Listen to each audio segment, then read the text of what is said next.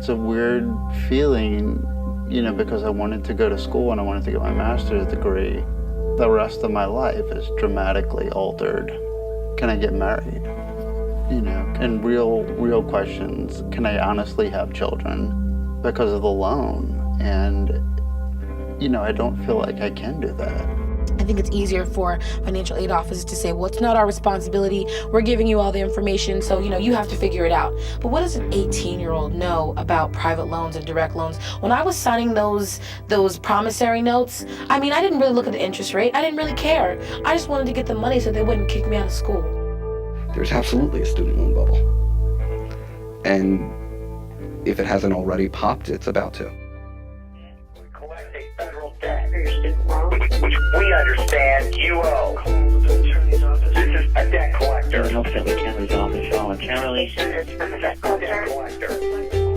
This is a debt collector. Requesting return my call. Do not listen if you are not this person.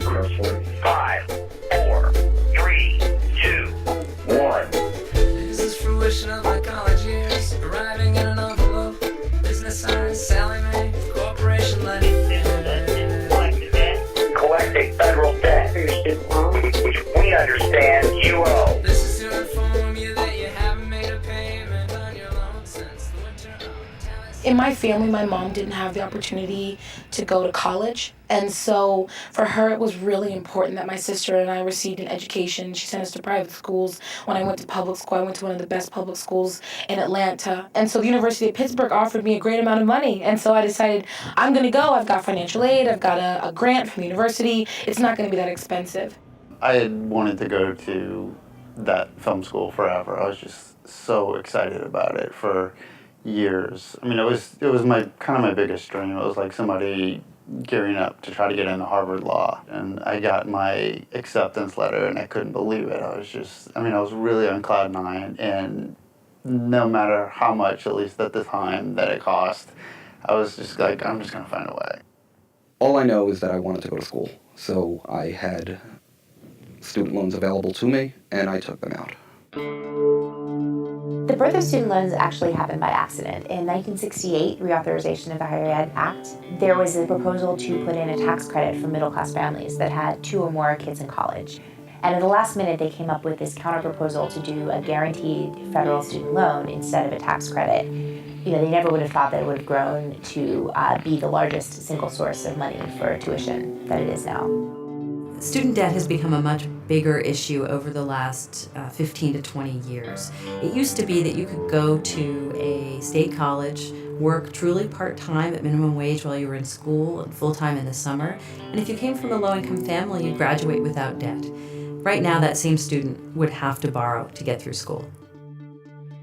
Public institutions, state schools, tuition has risen really quickly, especially in the last 10, 15 years. And it used to be that grants that you don't have to pay back were available to cover 75% or more of the cost of an average 4-year institution. That sounds like a fantasy to us now. It's completely switched. So we've gone from relying on grants to relying on loans, putting the burden of paying these huge costs onto students and their families. I was lucky enough that I was able to receive a Pell Grant, a Cal Grant, work study, and other federally funded financial aid programs, and I'm really happy about that. But at the same time, I still had to work 3 part-time jobs throughout the year. I worked almost 30 to 40 hours a week during the school year and more than 60 hours a week during the summer. And somehow I still ended up with more than $30,000 of debt after I graduated. I have Perkins loans and direct loans, and I'm a work-study student. I have another job as well on the side, and I still have to take out private loans. I am currently I currently have around $40,000 in debt, and by the end of my 4 years, I would probably be a little bit over $60,000 in debt. What do we do? Stand up, fight back! Education's under attack! What do we do? Stand up, fight back! A generation ago, the Pell Grant covered almost 3/4 of the cost of going to a 4-year school. Today, it covers around 1/3. What that means is your average Pell Grant is probably going to cover, hopefully, the cost of books for a year, and not much more than that. So a low-income student who gets a Pell Grant still has a lot of costs to cover, and they don't have parents who can help them cover some of those costs. It never occurred to me that I would not make a lot of money after going to law school. So repayment never seemed like a daunting task to me because I just always assumed I'm going to a great law school, I'm going to graduate, have a law degree, and get paid lots of money. And I could pay back my loans quickly and easily. I just kept looking at these bills piling up. They were getting higher and higher, and I was looking at least another 2 to 3 years full time to complete my degree. And also, I didn't see any way that I was going to be able to pay these back. And I thought, well, I really should start looking for a journalism job and go to work. I was actually in training for USSA and I started to get a really bad headache. And that headache turned into an even worse headache. And I couldn't go to school anymore. And I ended up having something called a pseudotumor cerebri. And so I had to drop out of school my senior year of college so that I could have brain surgery. I had to leave school for an entire semester. I tried to catch up in the summer. And I just ended up with double the debt because the school wouldn't give me back the money because I had gotten sick at the end of the semester. The reality of higher education in America today is that only about half of people who begin a degree program actually complete it within 1.5 times the allotted time. Those people who do graduate, 2/3 of them take out student loans. People commonly talk about the undergraduate student loans and the average of about $20,000 for people with a bachelor's degree. But for those in graduate school, the numbers get much, much bigger. For master's degree recipients, the number's in the 30,000s. For law students, I believe the average is up over 100,000, and for medical students, it's about 150,000 in both federal and private student loans. I received an offer to work as an assistant district attorney in Brooklyn. And my starting salary was $36,000 per year. And I had to make a decision between paying back my student loans or paying for rent. I couldn't do both. My rent was $1,000 per month, and I was earning about $1,800 per month. And there was nothing left to pay for student loans. So I placed them into forbearance. I got my first bill for my student loans, and the first bill was a total of about $1,000. And it was quite a shock. I was expecting to see a bill around $500 a month. After that shock, I had 3 months warning that my payment was due, and it took me that 3 months to save up $1,000 to make my first payment. And after making my first payment, I owed more money than I owed before I made my first payment, after interest charges had been applied. After I graduated NYU, the payments were scheduled to be, I think, somewhere around $1,400. I went into default, and that was a huge addition to the loan at that point. And currently now it's roughly about $2,000 per month. People always talk about the $1 million diploma, right? The advantage of your degree over a lifetime if you get a bachelor's degree versus not getting a bachelor's degree. But that advantage has actually gotten bigger since the 1970s. Not because the bachelor's degree people are earning more, but it's because the people without a bachelor's degree are earning less. So the top line is really flat, the bottom line is going down, and that advantage is getting bigger. But for the people who are just getting a bachelor's degree, the bonus or the payoff of that degree has not actually been growing. It's actually, in the last decade, been getting a little bit smaller.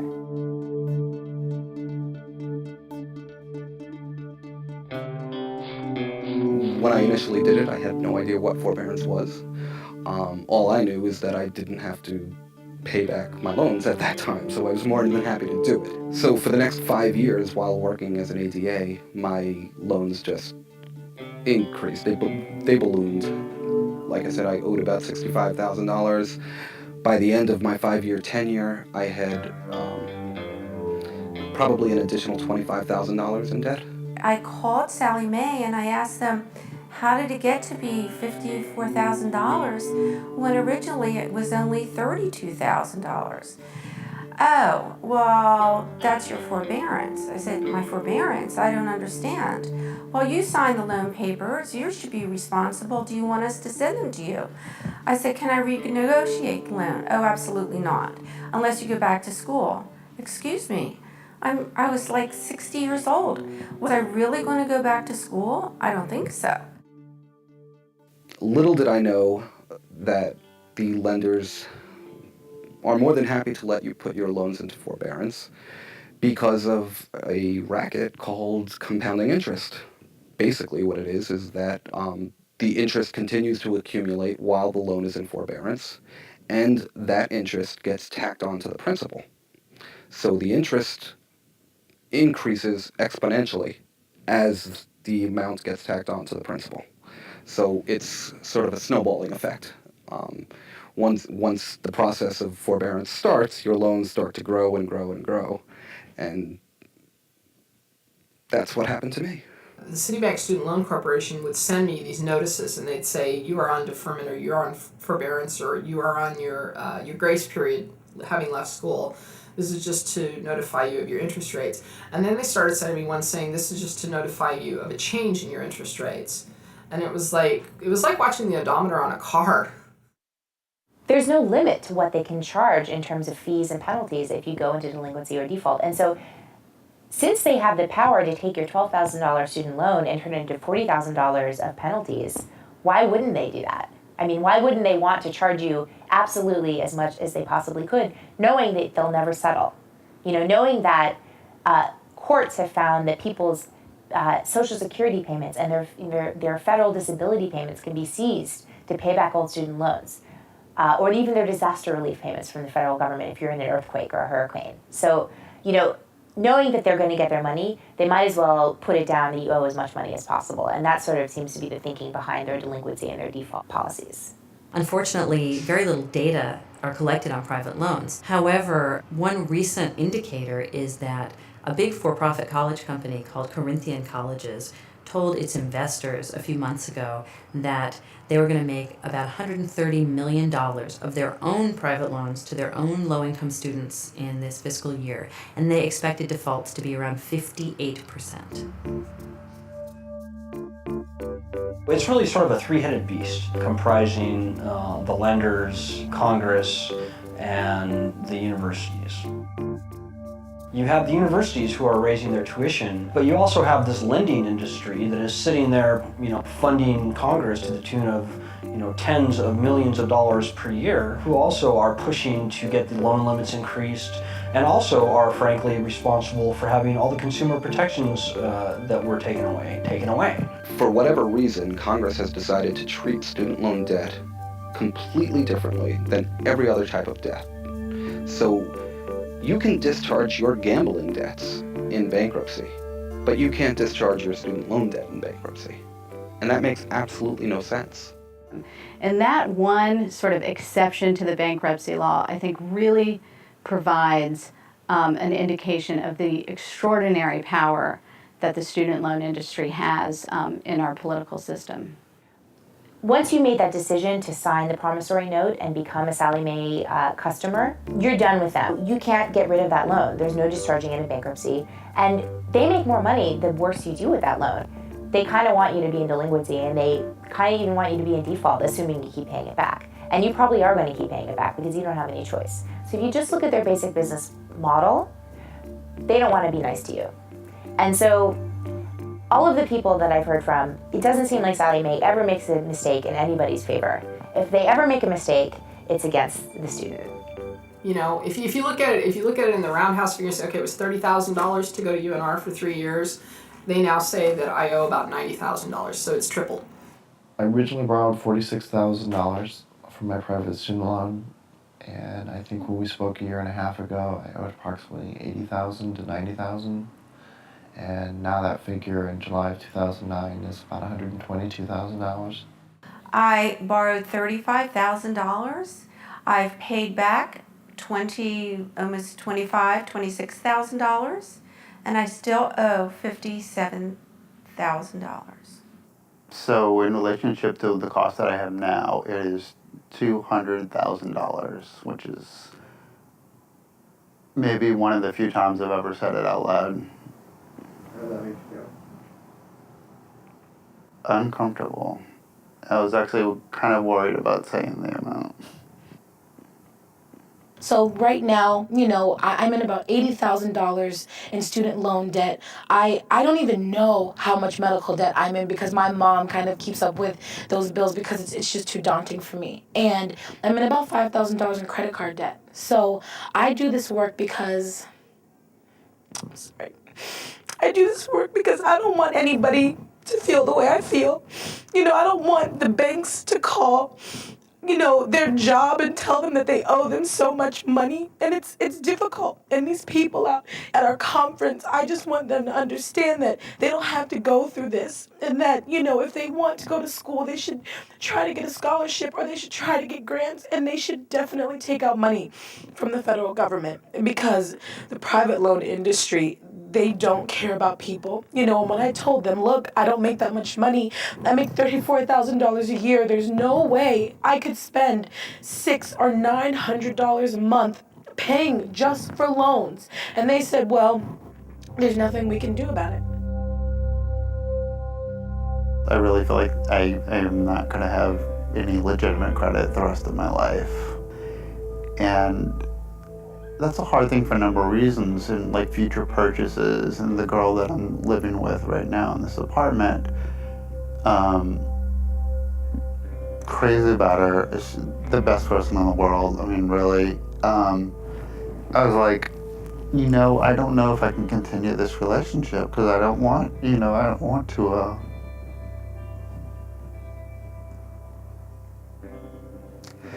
I just don't want to bring you into this thing with me. I was talking to a friend of mine about this, who happens to be a loan officer. And he tried to reassure me that, things will get better. That we are not a country with a debtor's prison. But the more and more I think about it, maybe we are and we just don't know it.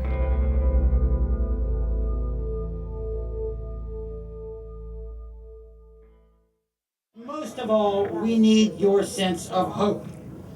I don't need to tell you that your classmates are worried about whether there are jobs after school. That some of your former classmates are fighting wars all across this globe. That this year alone, more than 400,000 young people will not go to college because they can't afford it. Yes.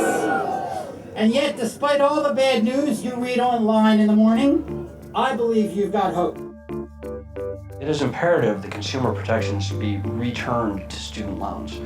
People don't realize that the most basic fundamental consumer protections that we take for granted with every other type of loan simply don't exist for student loans. We're constantly being told about how far behind America is lagging compared to other industrialized nations in terms of math and science and whatnot.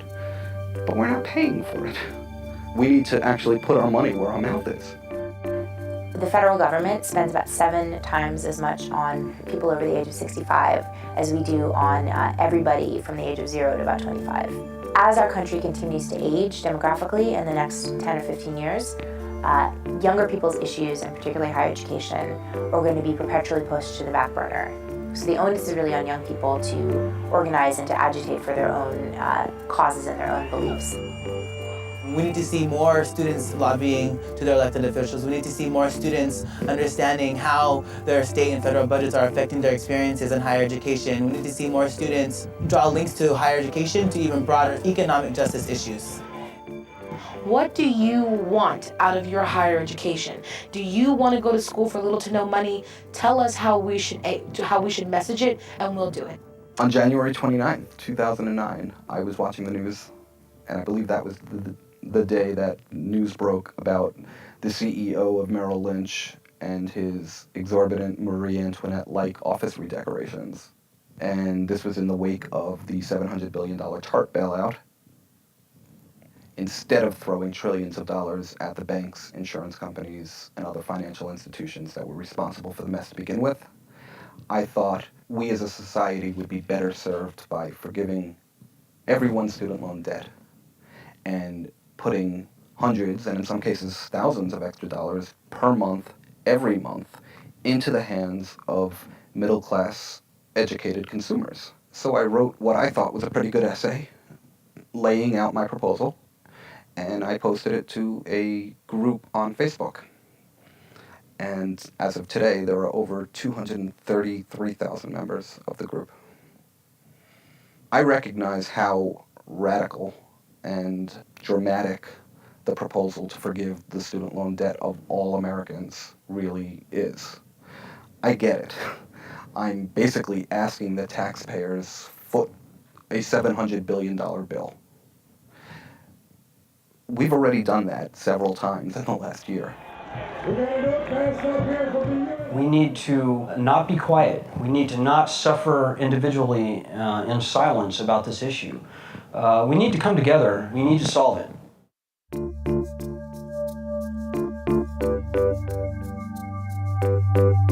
I was watching 60 Minutes one Sunday evening, and it was Alan Colnage talking to Leslie Stahl, and they said that there's a guy that's starting a grassroots movement in Washington State. Well, we're just asking college students sort of at random about the student loan issue. Do you remember ever having a choice of who you borrowed the money from? Do you remember actually making a decision about who to borrow? No, I mean, you just need money, so the school came up with like a plan, and that's what I've gone off. Student Loan Justice is the first organization to stand up and be vocal from a grassroots perspective about the problem.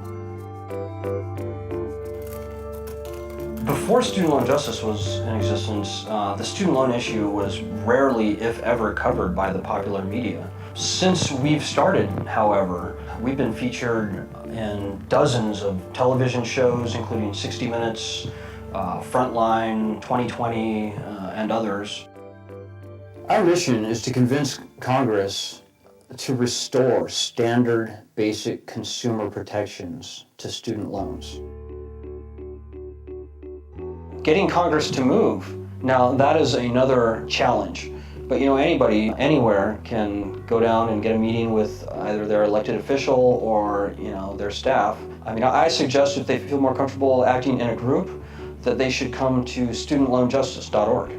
And, you know, they can find dozens, if not hundreds of people in their home states that they can plan and coordinate with and, you know, get together with and act jointly with. I actually think that if a bunch of us, outed ourselves and said, I'm in $80,000 worth of debt, then somebody else would say, I'm in $45,000 worth of debt. And then we would actually realize that it's the banks, it's the private lending companies who are the only people benefiting from these programs. And all we're doing is pushing ourselves deeper and deeper into debt. I am hopeful that that growing awareness and that growing sense of a consumer movement will help make sure that for those who need to borrow, borrowing is safer and less burdensome, and hopefully that there's less need to borrow because we have more grant aid and better financing of higher education.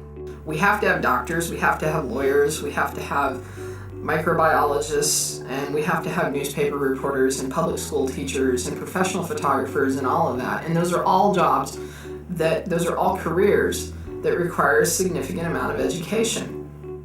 An educated society is a more just society. The more of us that are educated, the better we can all do, because we can all make better decisions.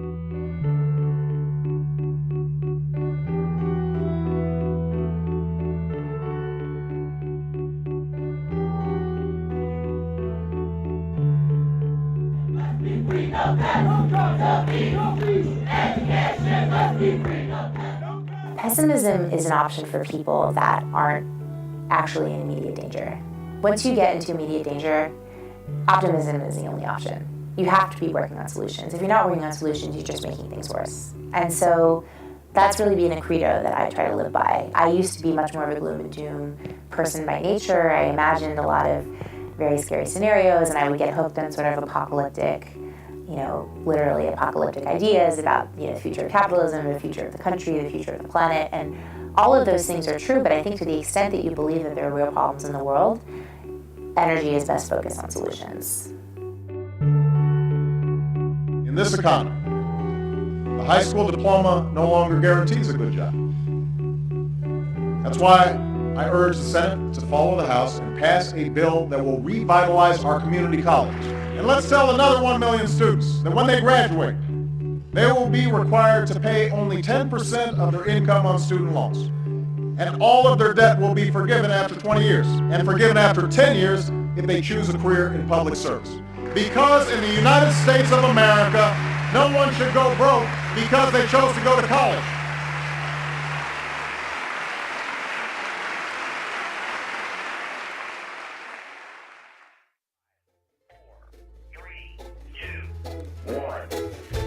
Fruition of my college years, arriving in an envelope, business signs, selling